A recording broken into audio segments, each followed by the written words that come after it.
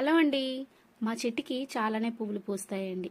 నిజానికి సరదాగా అవి తెంపాలే గాని ఒక గంపడ పువ్వులైనా పూస్తాయి.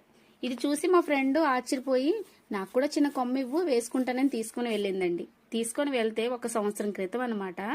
ఇప్పుడైతే నేను వెళ్ళి చూస్తే పువ్వులన్నీ కూడా అక్కడక్కడ పుచ్చిపోయి ఒక మూర పువ్వులు కూడా పూయట్లేదు.